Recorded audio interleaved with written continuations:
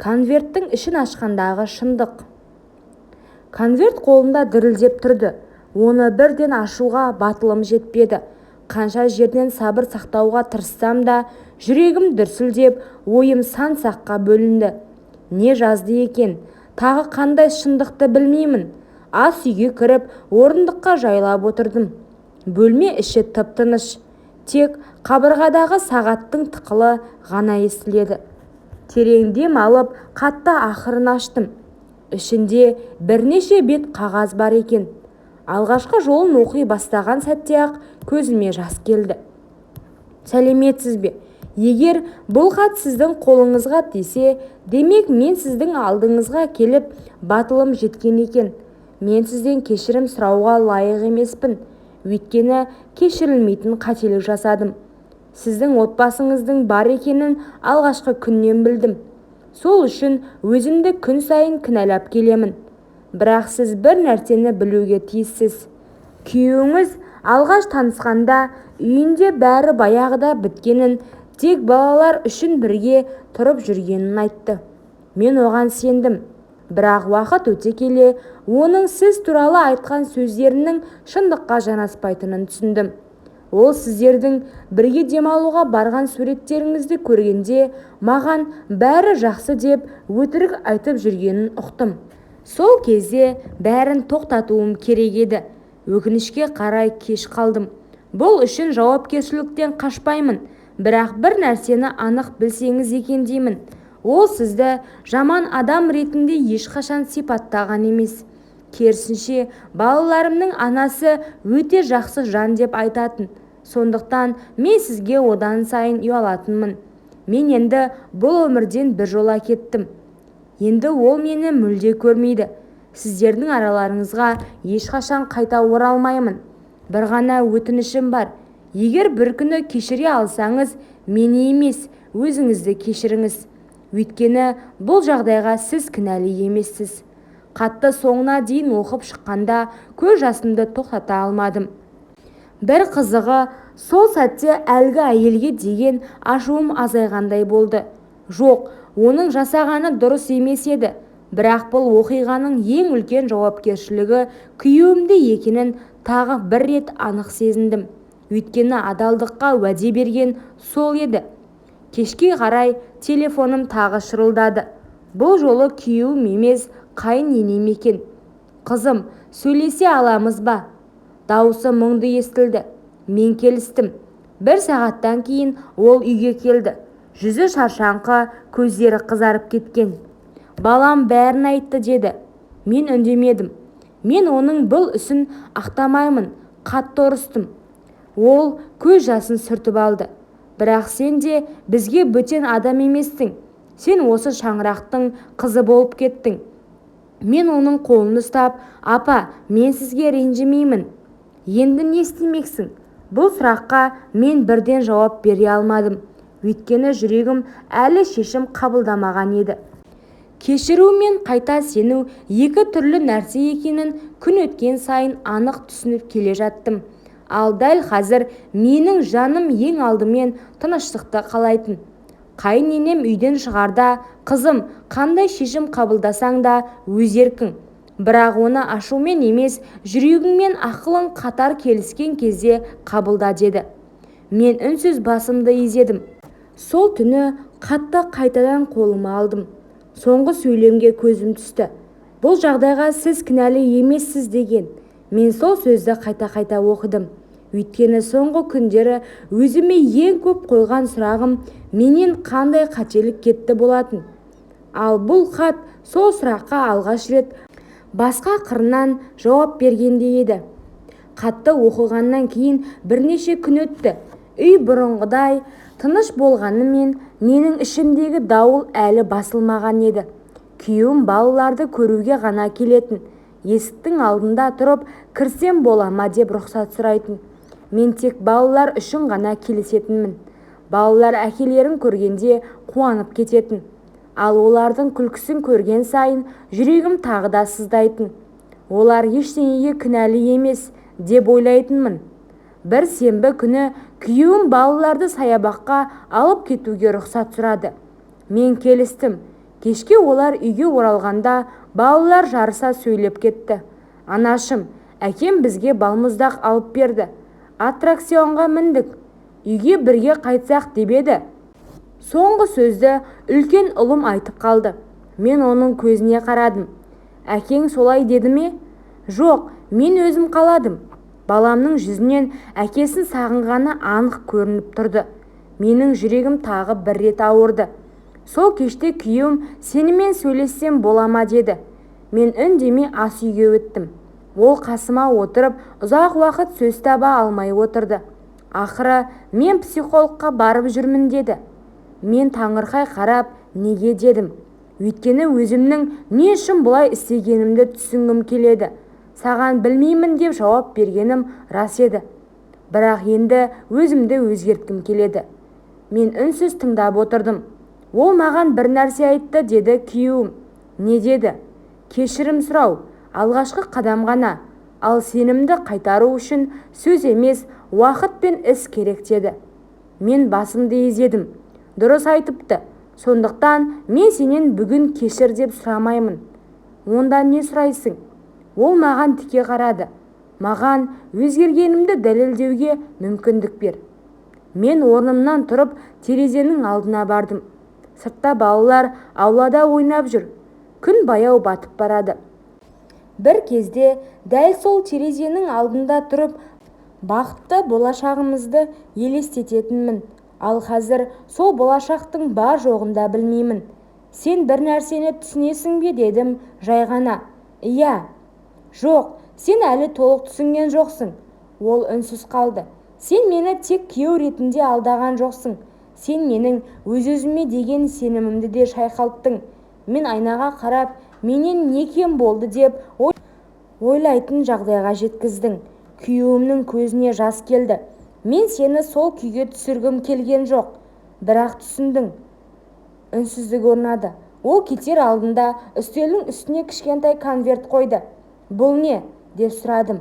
Үйдің, көліктің және жинаған ақшамыздың барлық құжаттарының көшірмесі. Егер сен ажырасуды таңдасаң, ештеңеге таласпаймын. Балалардың қамқорлығына да көмектесемін. Мен таңырқап қалдым. Бұл бұрынғыдай өзін ақтап тұрған адам емес еді. Ол алғаш рет өз ісінің жауапкершілігін мойындай бастағандай көрінді.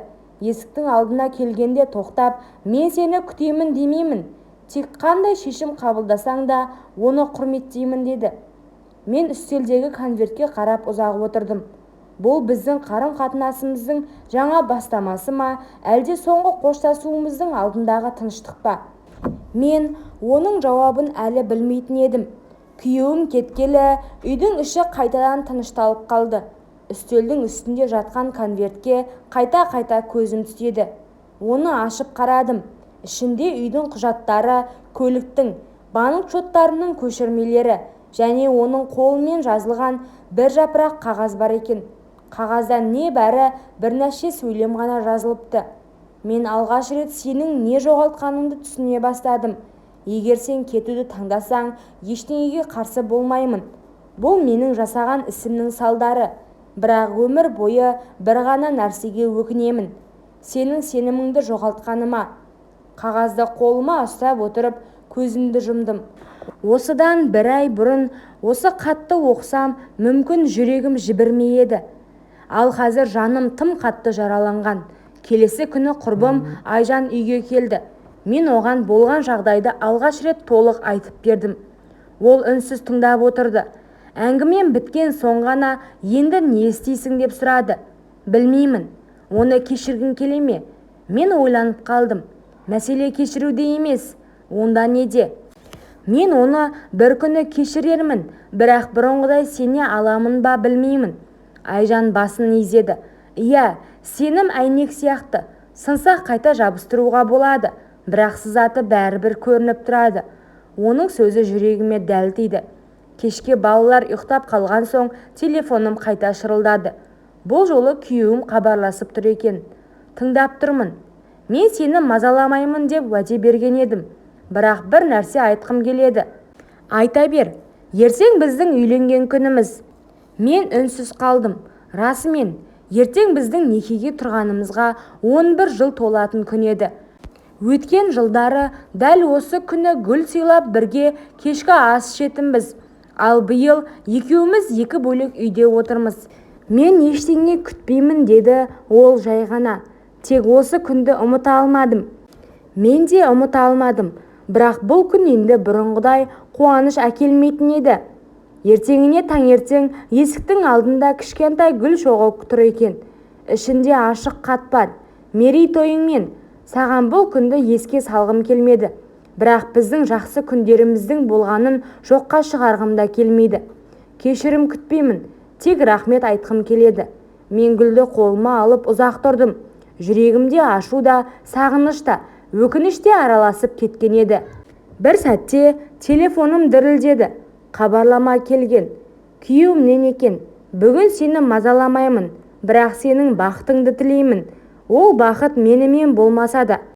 Хабарламаны оқып отырып көзіме жас келді. Мен өзімнен адам шынымен өзгере ала ма деген сұрақты қайта-қайта сұрадым. Бірақ оған жауап беруге әлі ерте еді. Өйткені кешірім сұрау бір басқа, ал сенімді қайтадан жүрекке кіргізу мүлде басқа жол. Сол жолдың қаншалықты ұзақ болатынын екеуміз әлі де білмейтін едік. Үйленген күніміздің өткеніне 3 күн болды. Гүл шоғы әлі де ас үйдегі үстелде тұр. Жапырақтары сола бастағанымен оны лақтыруға қолым бармады. Мүмкін ол гүлге емес, өткен өмірімнің естеліктеріне қимай қарап жүрген шығармын. Сол күні түстен кейін телефон шырылдады. Қайыненем екен. Қызым, демалыс күні бәріміз ауылдағы үйге жиналсақ деймін. Сен де келші.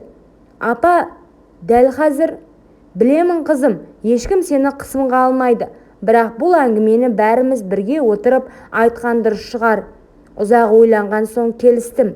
Кейбір сұрақтарға бәрібір жауап беру керек еді. Жексенбі күні балаларды ертіп ауылға бардық.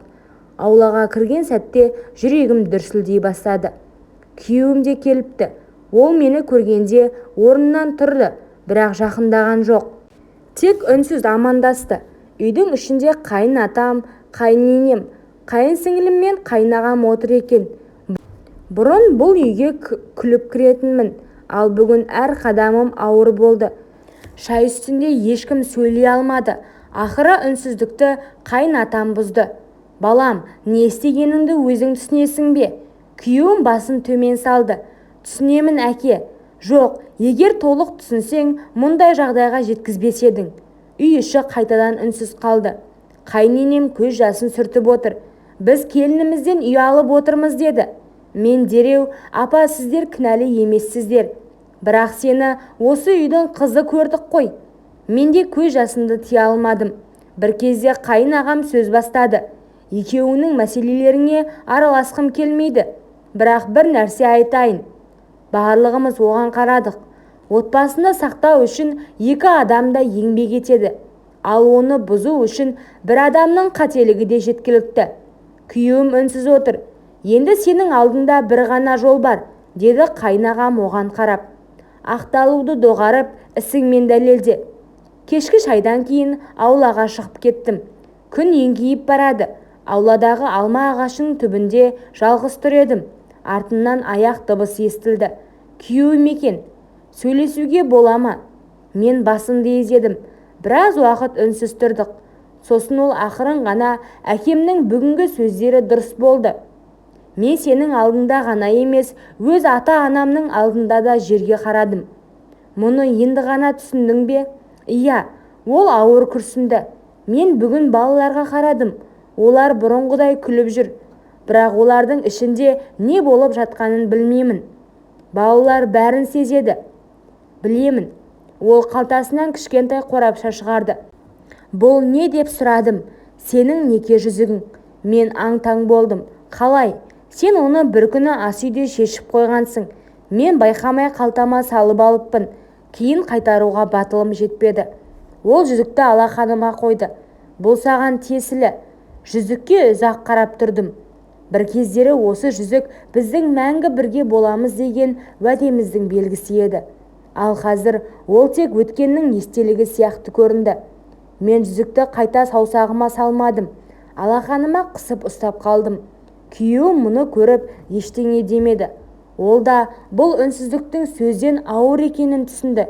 Сол сәтте екеуміз де бір нәрсені анық сездік. Біздің тағдырымыздың шешімі әлі қабылданған жоқ. Бірақ сол шешімге апаратын жолдың ең қиын бөлігі енді ғана басталған еді. Ауылдан қайтқаннан кейін үй бұрынғыдан да тым-тырыс болып кетті. Күйеуім сол күні бірде-бір рет хабарласқан жоқ. Мен де телефонды алмадым. Екеумізге де уақыт керек екенін түсінгендей едік. Бірақ бұл үнсіздік тек екеуміздің арамызда ғана емес, балалардың жүрегіне де әсер ете бастағанын мен көп ұзамай байқадым. Бір кеште үлкен ұлым мектептен көңілсіз келді. Әдетте үйге кіре сала күні қалай өткенін жарыса айтып беретін. Бұл жолы үнсіз ғана сөмкесін қойып бөлмесіне кіріп кетті. Мен соңынан барып жанына отырдым. Балам, бірдеңе болды ма? Ол біраз үнсіз отырды. Сосын жай ғана, анашым, әкем екеуің ұрысып қалдыңдар ма? Жүрегім шым ете қалды. Неге олай сұрап тұрсың? Бүгін сыныптасым әкең неге сендермен тұрмайды деп сұрады. Мен жауап бере алмадым. Баламның көзіне жас толып кеткен екен. Мен не дейтінімді білмедім. Мен оны құшағыма қысып, бұл сенің кінәң емес жаным. Үлкендердің мәселесін балалар көтермеу керек дедім. Ол басын изеді. Сол түні кішкентай қызым да жаныма келді. Қолында сурет дәптері бар. Анашым, қарашы. Ол салған суретте 4 адам қол ұстасып тұр. Әкесі, анасы, өзі және ағасы. 4-еуі де күліп тұр. Суретке ұзақ уақыт қарап қалдым. Бұл біздің отбасымыз. Әкем қашан үйге келеді? Осы сұраққа жауап беру маған бұрынғыдан да қиын болды. Әзірге білмеймін, қызым, дедім. Мен бәріміз бірге болғанымызды қалаймын. Ол бөлмесіне кіріп кеткенде мен көз жасымды тия алмадым. Ертеңіне кешке есік қағылды. Ашсам, күйеуім тұр. Қолында балаларға арналған кітаптар мен үстел ойыны бар. Кірсем бола ма? Мен балалар үшін есікті аштым. Балалар әкесін көргенде қуанып кетті. Олар бірге ойын ойнап, кітап оқып отырды. Балалар ұйықтаған соң күйеуім кетуге жиналды. Есіктің алдында тоқтап, бүгін ұлым маған бір сұрақ қойды деді. Қандай? Әке, сен бізді тастап кеттің бе деді. Менің жүрегім тағы ауырды. Сен не деп жауап бердің? Ол көзін төмен салып, жоқ балам, мен сендерді ешқашан тастамаймын. Бірақ мен үлкен қателік жасадым дедім. Мен үнсіз тыңдап тұрдым. Ол маған, онда анамнан кешірім сұра деді. Күйеуімнің дауысы дірілдеп кетті. Баламның осы сөзінен кейін мен өзімді бұрынғыдан да кінәлі сезіндім. Бірнеше секунд үнсіздік орнады. Сосын ол, мен сені асықтырмаймын, бірақ балаларымыз үшін де, өзіміз үшін де дұрыс шешім қабылдағанымызды қалаймын. Мен жай ғана дұрыс шешім әрқашан оңай болмайды дедім. Өйткені кейде ең қиын таңдау кету емес, ең қиыны жүрегіңнің шын қалауын түсіну. Түн ортасы ауған, үйдің бәрі ұйқыда. Тек мен ғана терезенің алдында үнсіз отырмын. Көшедегі шамдардың жарығы терезеден түсіп, бөлмені көмескі сәулеге бөліп тұр. Алдындағы үстелде неке жүзігі жатыр. Оны қолыма алып, баяу айналдыра бастадым. Осы жүзікті маған күйеуім осыдан 11 жыл бұрын таққан еді. Сол кезде өмірдің қандай сынағы болса да бірге өтеміз деген болатын. Менде еш ойланбастан бірге өтеміз деп жауап бергенмін. Таңертең ерте есік қағылды. Ашсам, әкем тұр екен. Ол үйге кіріп, үнсіз ғана төрге өтті. Бір кесе шайдан кейін маған қарап, қызым, өзіңді қалай сезініп жүрсің деді. Осы қарапайым сұрақтан кейін көзіме жас келді. Білмеймін, әке. Кешіргің келе ме? Ойланып қалдым. Кейде келеді, ал кейде оның жүзін көргім келмейді. Әкем басын изеді. Бұл қалыпты сезім. Біраз үнсіздіктен кейін ол сөзін жалғады. Қызым, мен саған кешір, немесе ажырас деп ақыл айтпаймын. Ол сенің өмірің. Мен үнсіз тыңдап отырдым. Бірақ бір нәрсені ұмытпа. Қандай шешім қабылдасаң да, кейін өкініп қалдым демейтіндей бол. Оның осы сөзі менің жүрегіме терең сіңіп қалды. Өмір біртіндеп өз арнасына түскендей көрінгенімен ішкі жара әлі жазылмаған еді. Күйеуім бұрынғыдай күнде хабарласпайтын болды. Тек балалардың жағдайын сұрап, керек болса алып кетіп, уақытында қайта әкелетін. Ол енді мені сөзбен емес, ісімен мазаламауға тырысатынын көрсетіп жүргендей еді. Бір күні балаларды алып кетуге келгенде, үлкен ұлым, әке, бүгін анашымның көлігі бұзылып қалды деп айтып қалды. Күйеуім бірден, қайда? Үйдің алдында тұр. Ол үндеместен көлікті қарап шықты. Бұрынғыдай мен істеймін деп мақтанған жоқ. Жай ғана шебер шақырып жөндетуге көмектесті. Маған бұрылып, дайын болған соң кілтін көршіңе қалдырып кетемін деді. Мен тек рахмет дедім. Осы қысқа сөздің өзі біз үшін үлкен өзгеріс еді. Күндер өте берді. Бір кеште қызым дене қызуымен ауырып қалды. Түнгі 12-лер шамасында қызуы көтеріліп мазасыздана бастады. Мен дәрісін беріп, маңдайын сүртіп отырдым. Сол кезде телефон шырылдады. Күйеуім екен. Балалардың жағдайын сұрайын деп едім. Мен бәрін айттым. Арада 20 минут өтпей ол дәріханадан қажетті дәрілерді алып келді. Есіктің алдында ғана тоқтады. Қалай деп сұрады. Қызуы аздап түсті. Егер бірдеңе керек болса, кез келген уақытта хабарлас деді. Дәрілерді алып ішке кіріп кеттім. Ол үйге кіруге де ұмтылмады. Тек қызын уайымдап келгені көрініп тұрды. Келесі аптада күтпеген жаңалық болды. Күйеуім маған хабарласып, ертең уақыт бөлсең сөйлессек деймін деді. Біз шағын саябақта кездестік. Күздің алғашқы салқыны сезіле бастаған. Ағаштардың жапырақтары сарғайып жерге төгіліп жатыр. Ол қолына ешқандай гүлде сыйлықта ұстамапты. Тек тыныш қана келді. Мен саған бір нәрсе көрсету үшін шақырдым деді. Қалтасынан қағаз шығарып, бұл не?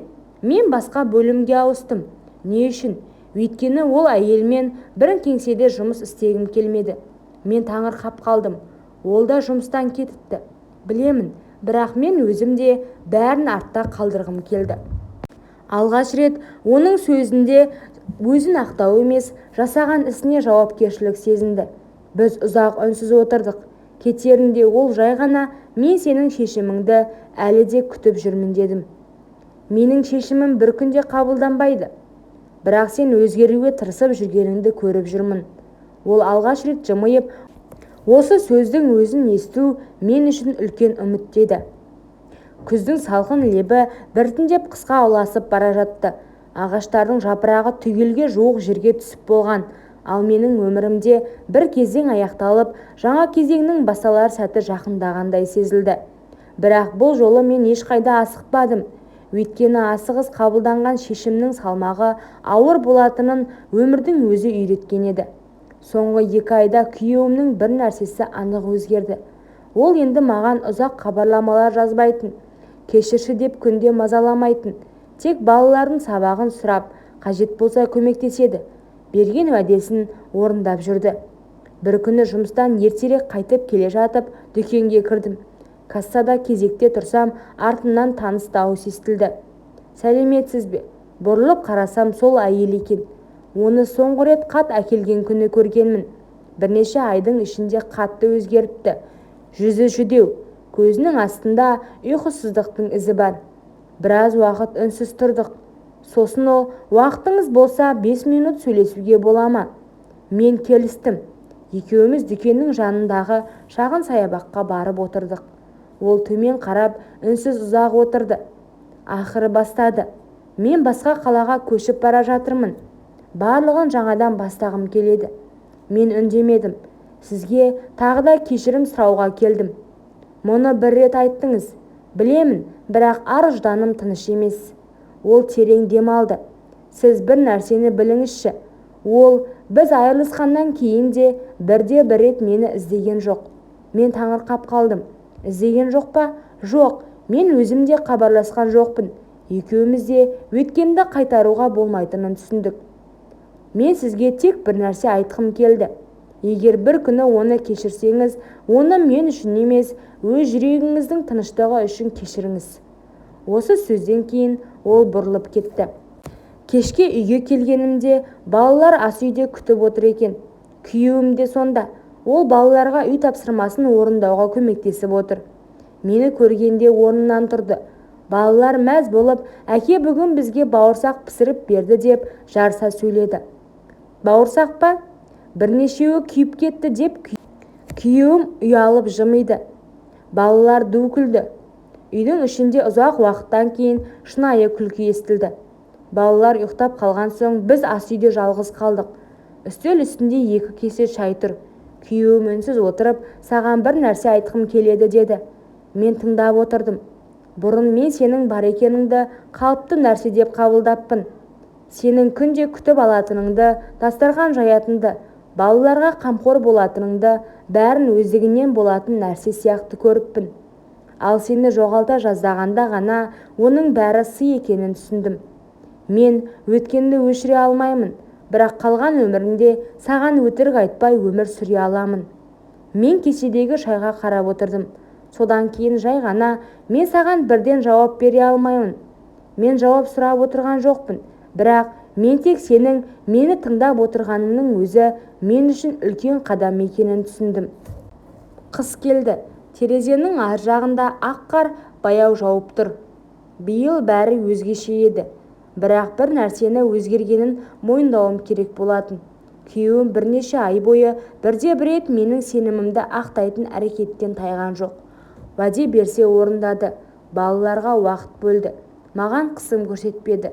Ең бастысы менің шешімімді асықтырмады. Ертегідегідей бәрі әп-сәтте түзеліп кеткен жоқ. Бірақ дәл сол кеште екеуміз де қайтадан бір бақытқа қарай жүріп көруге шешім қабылдадық. Ал нағыз сынақ енді басталатын еді. Күйеуімнің үйге қайта оралуына асықпадым. Біз солай келістік. Алдымен сенімнің алғашқы кірпіші қалануы керек еді. Өйткені бір рет құлаған шаңырақты қайта көтеру үшін тек жақсы ниет жеткіліксіз болатын. Келесі ай бойы ол бұрынғыдай бөлек пәтерде тұрды. Бірақ балаларды мектепке өзі апарып, кешке өзі алып келетін. Басында өзімді ыңғайсыз сезіндім. Адамдар бізді бақытты отбасы деп ойлайтын шығар. Ал біздің ішімізде қаншама ауыр естеліктер жатқанын ешкім білмейтін. Бір күні кешке үлкен ұлым үй тапсырмасын орындап отырып, әке, бүгін бізге сенім деген сөздің мағынасын түсіндірді. Күйеуім кітаптан басын көтерді. Сен қалай түсіндің? Сенім деген адам өтірік айтпайтын кезде болады. Бұл сөз үлкендерге арналғанда естілді. Күйеуім баласына қарап, дұрыс айтасың балам, ал егер адам сенімді жоғалтып алса, оны қайта табу үшін көп еңбек етуі керек. Онда еңбек етсе бәрі болады ғой. Күйеуімнің жанары жасаурап кетті. Иә балам, бірақ оған уақыт керек.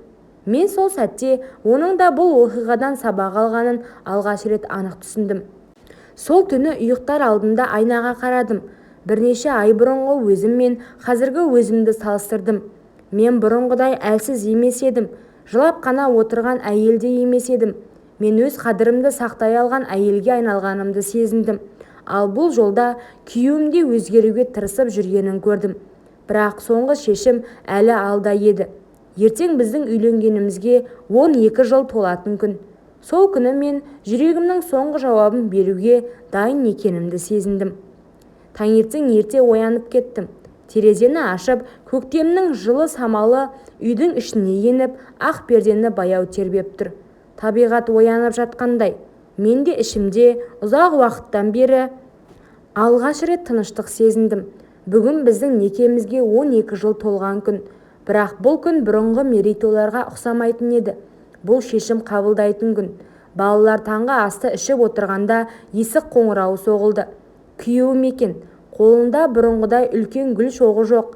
Тек кішкентай ғана ақ қызғалдақтар. Ол гүлді ұсынды. Қабылдайсың ба? Мен күлімсіреп гүлді алдым. Рахмет. Балалар мәз болып, әке келді деп қуанып кетті. Олардың күлкісі үйді қайтадан жылылыққа бөлегендей болды. Түстен кейін балаларды аулаға ойнауға жібердік. Екеуіміз жалғыз қалдық. Ұзақ үнсіз отырдық. Ақыры мен сөз бастадым. Осы бір жылда мен көп нәрсені түсіндім. Ол үнсіз тыңдап отыр. Сенің жасаған ісіңді ешқашан дұрыс деп айта алмаймын. Сол оқиғаны да ұмытпаймын. Ол жай ғана басын изеді. Бірақ ол демін ішіне тартып қалды. Мен сенің өзгеруге тырысқаныңды көрдім. Оның көзіне тік қарап, бұрын сен кешірімді сұрадың. Иә, қазір мен саған кешіргенімді айта аламын. Оның көзінен жас ыршып кетті. Бірақ мен қолымды көтеріп сөзімді жалғастырдым. Кешіру бәрін ұмыту емес, кешіру жүректегі өшпенділікті жіберу. Ал сенімді біз күн сайын қайтадан құрамыз. Ол орнынан тұрып, мен өмір бойы соған еңбек етемін. Мен бөлмеге кіріп жәшікті аштым. Ішінен кішкентай қорапты алдым. Неке жүзігі сол күйі ішінде жатыр екен. Қорапты күйеуімнің алдына бердім. Ашшы. Ол қақпағын ашып, жүзікті көргенде үнсіз қалды. Мұны менің қолыма сен тақпайсың дедім. Ол таңырқап қарады. Мен өзім тағамын. Жүзікті ақырын саусағыма кидім. Бірақ бұл бұрынғы өмірге оралдық деген сөз емес. Бұл жаңа өмірді бірге бастауға мүмкіндік бергенім. Күйеуім көз жасын жасыра алмады. Ол маған жақындап, рахмет. Бұл рахмет айтатын күн емес. Онда не деймін? Мен күлімсіредім. Ештеңе деме, тек өзіңді ісіңмен дәлелде. Ол басын изеп уәде беремін деді. Сол сәтте балалар жүгіріп, анашым, әке, не болды? Бәріміз бірге суретке түсейікші деді. Бұл жолы ешкім үндемеді. Төртеуіміз қатар тұрып, фотограф таймерді қойды. Балалар күліп тұр. Күйеуіме қарап, ол да маған қарады. Біздің көзімізде бұрынғы аңғал махаббат емес, сынақтан өткен, қателіктің бағасын түсінген, қайтадан сенуді үйреніп келе жатқан екі адамның үміті тұрды. Фото түсірілді. Сол кеште дастархан басында күйеуім кенет күлімсіреп айтпақшы. Бүгінгі астың, мен жымиып сөзім бөліп, тәтті екен дейсің бе? Екеуіміз де күліп жібердік. Бұл сөз енді бұрынғыдай сатқындықтың белгісі емес еді. Ол ең ауыр сынақтан кейін қайта табылған отбасының естелігіне айналды. Мен сол сәтте бір нәрсені анық түсіндім. Махаббат ешқашан қателеспеу емес. Махаббат қателіктің салдарын мойындап, оны түзету үшін күн сайын әрекет ету. Ал сенім ол бір күнде құрылмайды. Бірақ екі адам да шын ниетімен еңбектенсе, жүректегі ең терең жараның өзі бір күні тыртыққа айналады. Сол тыртық өмір бойы өткенді еске салады. Бірақ ол енді ауыртпайды.